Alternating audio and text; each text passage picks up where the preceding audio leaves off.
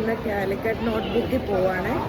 ഇവിടെ മൊറബാലുലുണ്ടെന്ന് പറഞ്ഞിട്ട് ഇതുവരെ പോയില്ല, അപ്പോൾ അവിടേക്ക് വാങ്ങിച്ചാച്ച് പോവാം. ഇപ്പോൾ നമ്മളുള്ളത് മൊറബയിലെ കാലിക്കറ്റ് നോട്ട്ബുക്കിലാണ്. നമ്മൾ കയറി ചെല്ലുമ്പോൾ തന്നെ കാണാൻ കഴിയുന്ന വെറൈറ്റികൾ അടങ്ങിയ ഒരു മെനു ആണ്. അതൊരു നല്ല ഹാൻഡ് റൈറ്റിങ്ങോട് കൂടി. പിന്നെ കാണാൻ കഴിയുന്ന നാടിനെ ഓർമ്മപ്പെടുത്തുന്ന ഉപ്പിലിട്ട വിഭവങ്ങളും.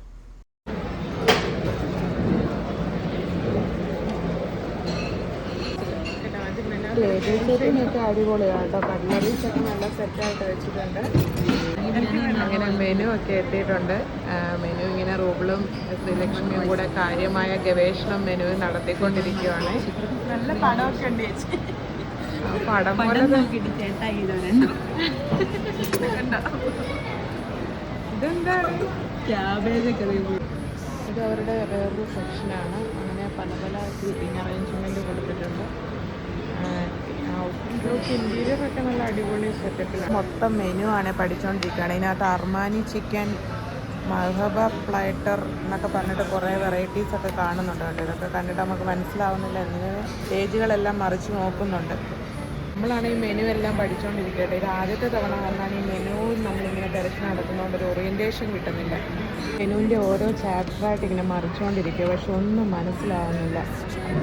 പേജ് തുറന്ന് നോക്കിയിട്ട് ആദ്യം ഒരു റൗണ്ട് നോക്കിയിട്ടൊന്നും മനസ്സിലാകുന്നില്ല. പിന്നെ രണ്ടാമത് വീണ്ടും ഒരു റൗണ്ട് അടിച്ചു. എന്നിട്ട് ഞങ്ങൾ 1-2 ഐറ്റം സെലക്ട്. മെനു ഇത്തിരി കൂടി ലഘൂകരിക്കുകയാണെങ്കിൽ സെലക്ട് ചെയ്യാൻ ഇത്തിരി ഈസി ആയേനെ. അതെ, പേരുകളൊക്കെ ഭയങ്കര രസമാണ് കേട്ടോ.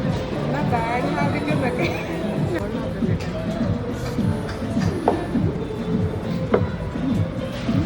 കാലിക്കറ്റ് നോട്ട്ബുക്കിലെ സർവീസ് ഒക്കെ നല്ല അടിപൊളിയാണ് കേട്ടോ. കാരണം നാട്ടിലൊക്കെ നമ്മൾ റെസ്റ്റോറൻറ്റിൽ ചെല്ലുമ്പോൾ ഇങ്ങനെ ചൂടുവെള്ളം, പതിമുഖമോ കരിങ്ങാലിയിട്ട വെള്ളം കിട്ടത്തില്ല, അതുപോലെ വെള്ളം.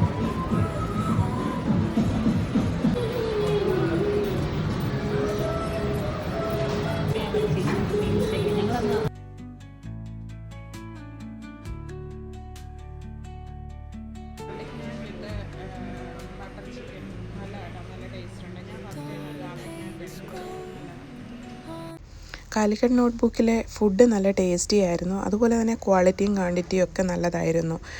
പിന്നെ അവിടുത്തെ സർവീസും നല്ല അടിപൊളിയായിരുന്നു. അവിടുത്തെ ആംബിയൻസ് എടുത്തു പറയേണ്ട ഒരു കാര്യമാണ്. അത് ഞങ്ങൾ എൻജോയ് ചെയ്തു.